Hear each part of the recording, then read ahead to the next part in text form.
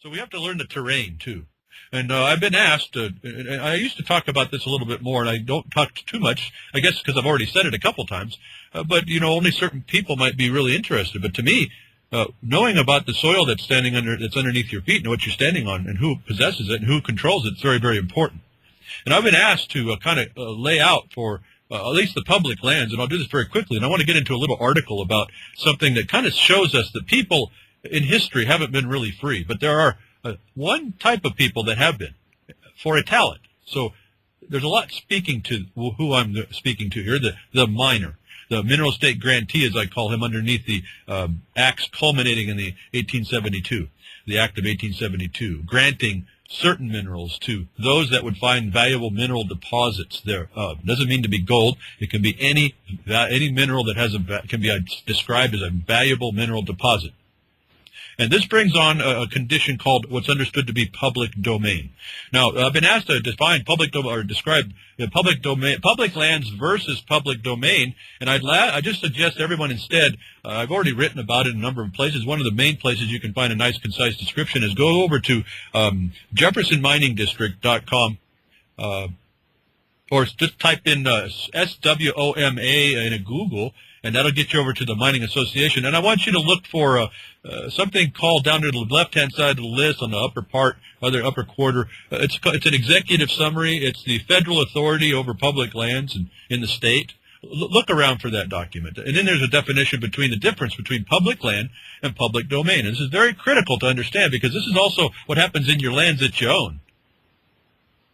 Public land is that general unappropriated land that the general management laws apply to, and the public domain is that which is either determined by other congressional acts as specific use or is accepted for a specific use, such as the mining law that grants exclusive possession over the surface of a valuable mineral deposit claim, or, as in the 1866 Act, Section 8, grants the construction of highways over grants the construction of highways, period. That's it.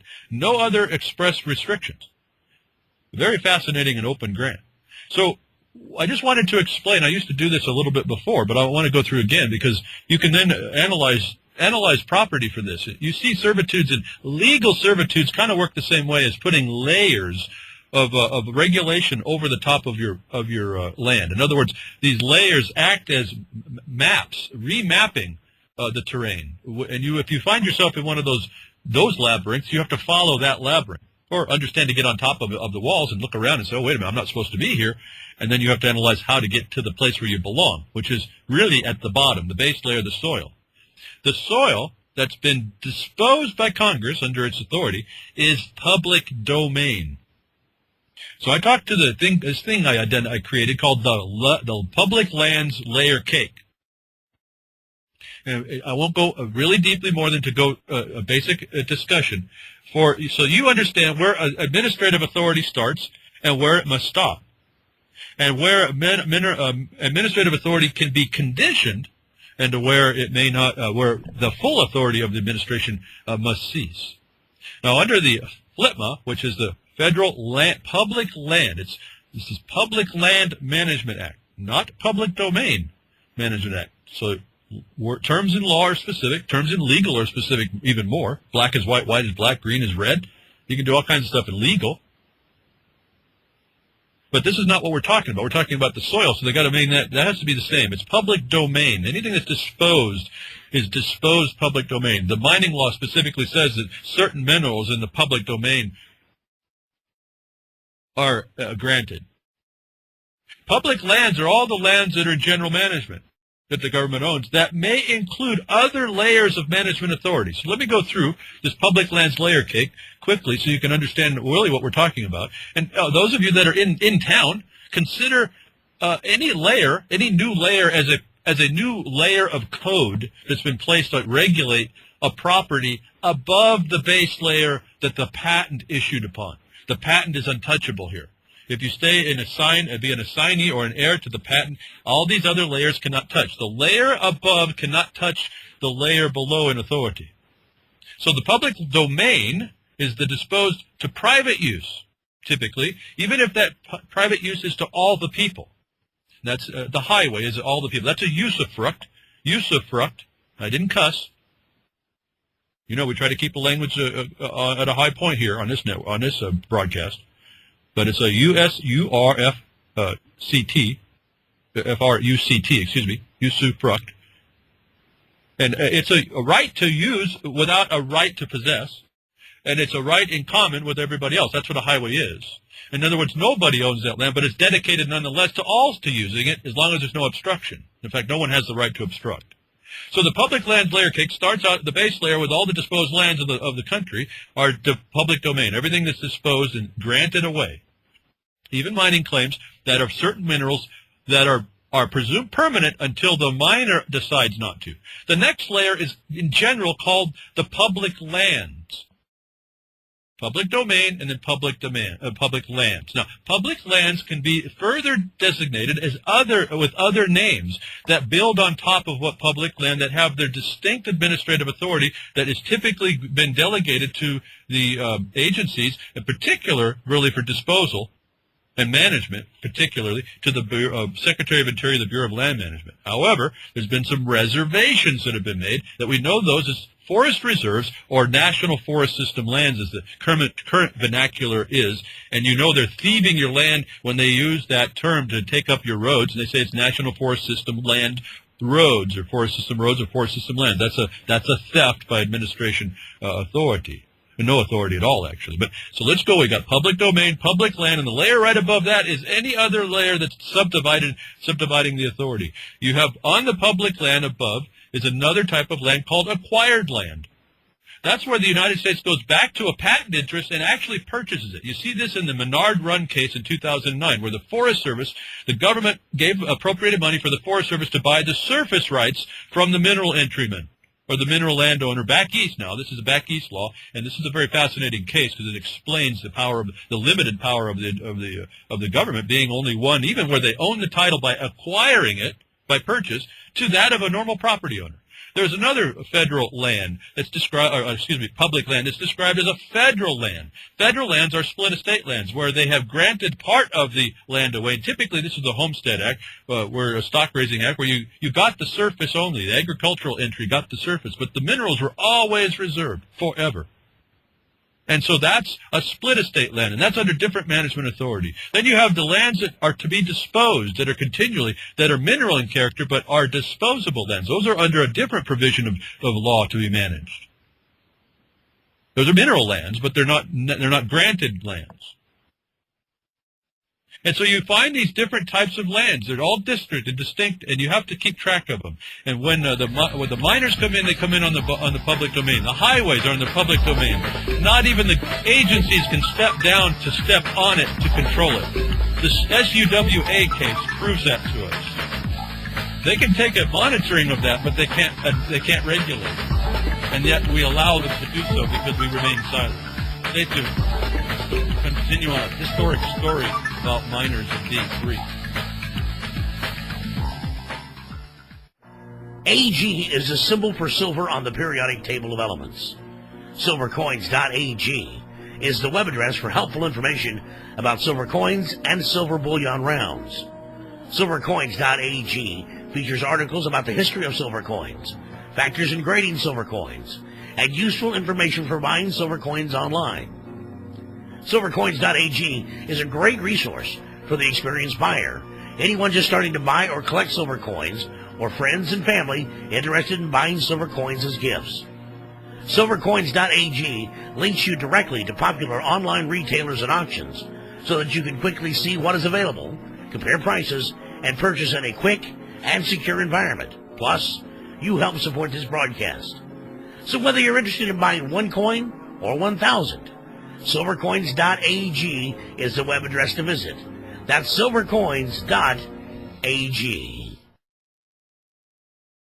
Flawless Science believes you deserve the right to have a long and healthy life. You deserve to have toxin-free air and water, and foods rich in minerals and nutrients. Factory farming, genetically modified foods, and thousands of environmental contaminants are polluting our world and stripping your right to healthy life away from you. FlawlessScience.com helps you regain these rights. FlawlessScience.com makes natural products and provides the best nutraceutical products to enhance your quality of life, your state of health, and well-being. So whether you're struggling with obesity, diabetes, hypertension, memory loss, allergies, high cholesterol, neuropathy, or to spice things up in the bedroom, FlawlessScience.com is here to help you. FlawlessScience.com ships quickly, worldwide, in discreet packaging, and will never sell your information to anyone for any reason. For all your wellness, weight control, extreme muscle building, and nutraceutical needs, visit FlawlessScience.com today.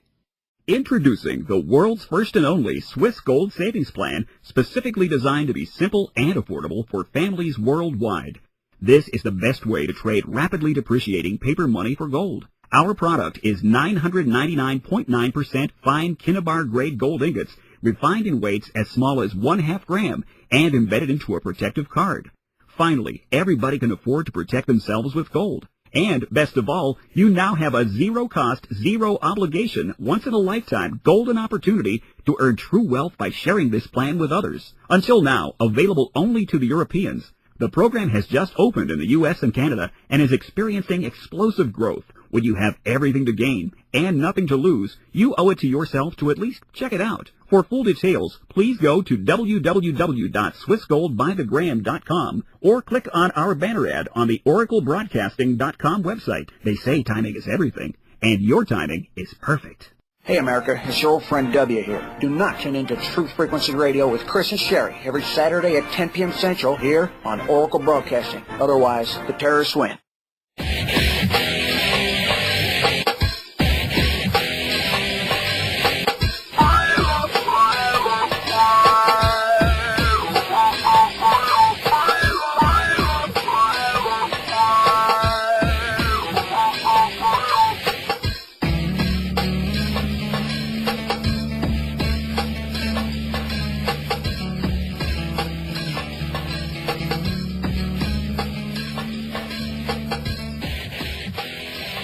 Thank you for tuning in today on this last segment. I do appreciate all the chatters and talking to them a little bit, chatting in there. Appreciate the full house. We don't get that many in the chat room, but I guess everyone's taking notes. But today is a full house on this day today, Family Day.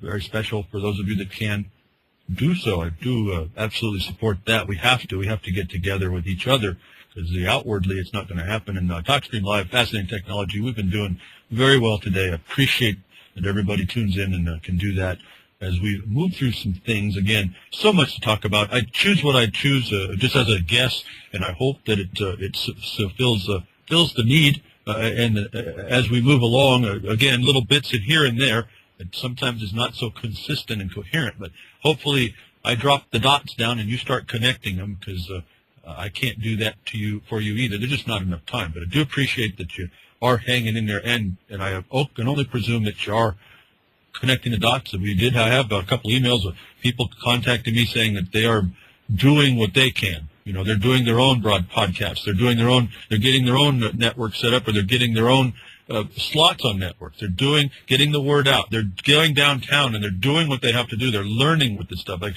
tune in to Become Local, William Roberts, and they take his lessons and they start applying. They listen to what I'm saying on maybe more specific, maybe smaller details of the ins and outs of some of that. Maybe Mel Hallett with information, learning the content.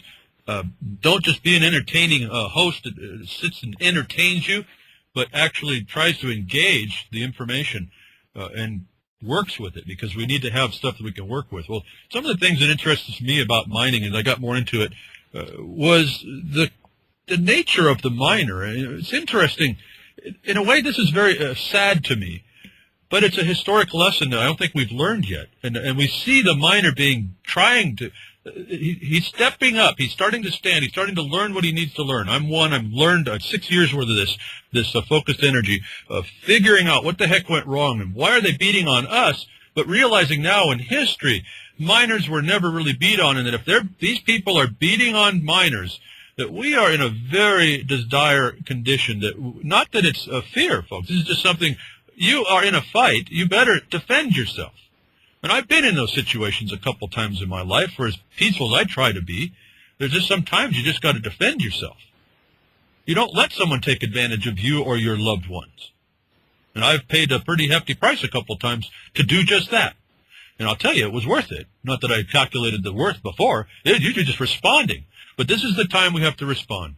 And here's the miner. You have to understand that this microcosm of the miner is the macrocosm we call America, as I have defined it, in a response to look at this thing. Don't just think these miners, these people are just off of crazy old people or independent people. They are independent, but I mean that they're lunatics out in the forest. Well, they are, but I mean, you don't understand what I'm saying here. These are people. These are intelligent people that probably got it more on the ball with that because they went out in the forest because they couldn't handle how society was going down the tubes.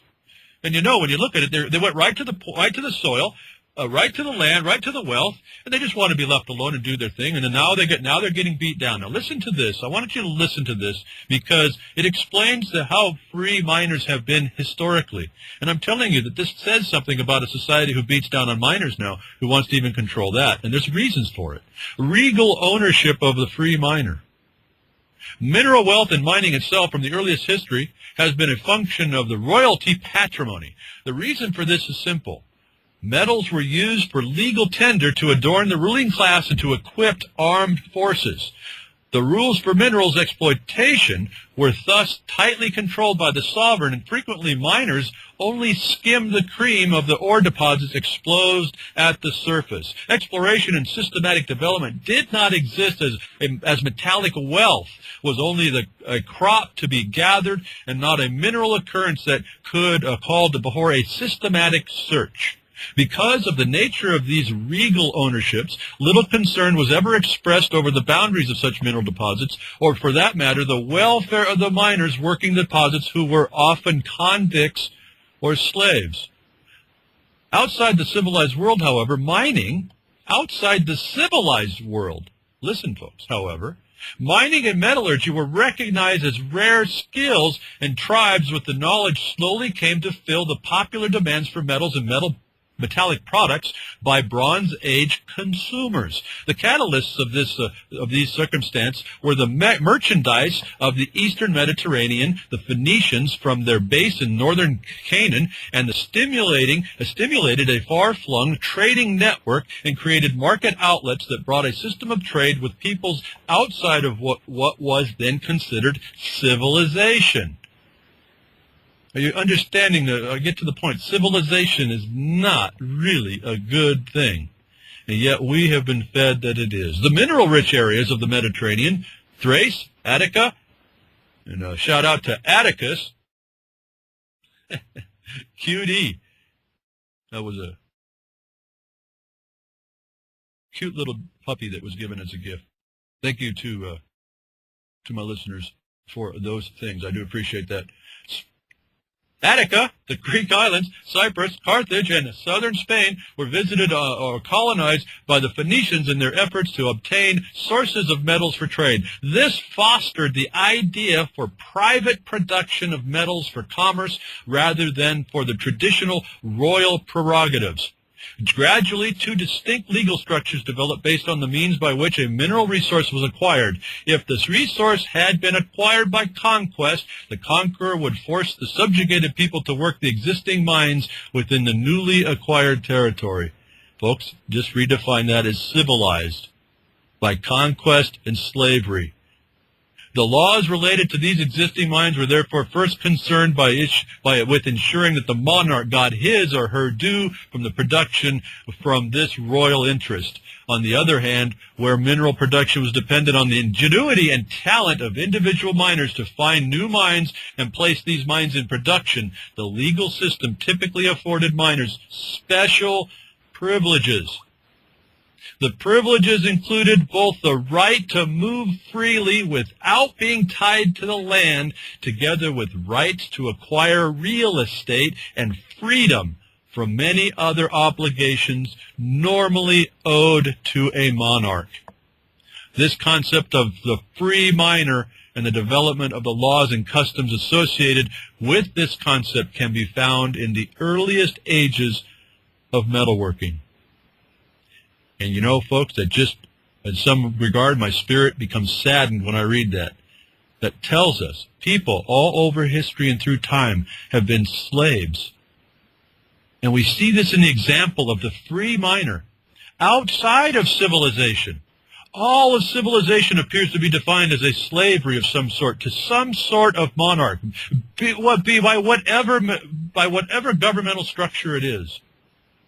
It was the miners, the free miner, that had freedom to move. Are you free to move, folks? If you don't think so, try to jump in your motor vehicle, as they want to call it, and travel down your highway and try and do so freely. You're going to find out you live in a civilized territory, which I tell you, if it's for revenue enhancement, Lieber Code tells us, General Law 100, international law now, the United States law made international, says that you live in martial law, under martial law. Military rule now as we go through NDAA. But if you will, my spirit, I've just crushed a bit. The truth is, folks, people are generally slaves and serfs throughout history. Convicts and slaves is all we are. And this little report, this 3 paragraphs, brought that clearly to my focus.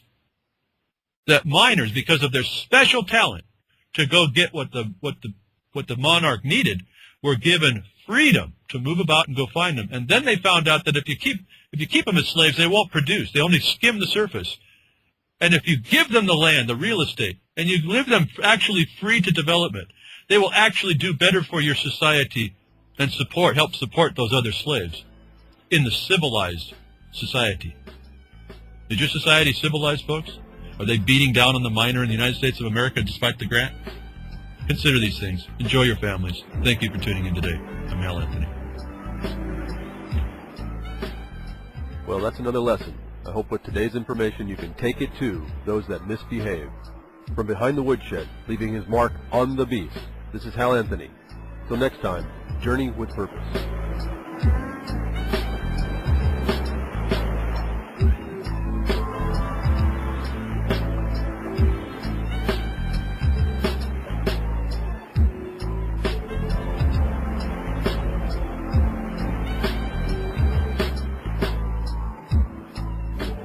So that's what opening up a can of whoop-ass feels like.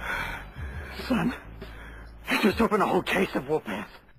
The Oracle Broadcasting Radio Network is on a mission to bring you the best in cutting-edge talk radio. Oracle Broadcasting is a true beacon of free speech, uncensored news, and relevant information that depends on the support of listeners just like you. You can help us expand our reach and inform the masses. Promote the network by clicking the Socialize link on the left-hand side of the OracleBroadcasting.com website. Using the simple tools provided, it is easy to spread the word about Oracle Broadcasting on social networking websites, blogs, news feeds, and many other ways with just one click. You can also help by becoming an Oracle Broadcasting member today. For just $5 a month, you get access to the member stream that allows you to listen to all of the great shows from Oracle Broadcasting in 128K stereo CD audio quality. To find out more, go to oraclebroadcasting.com. And thank you for listening to the Oracle Broadcasting Radio Network.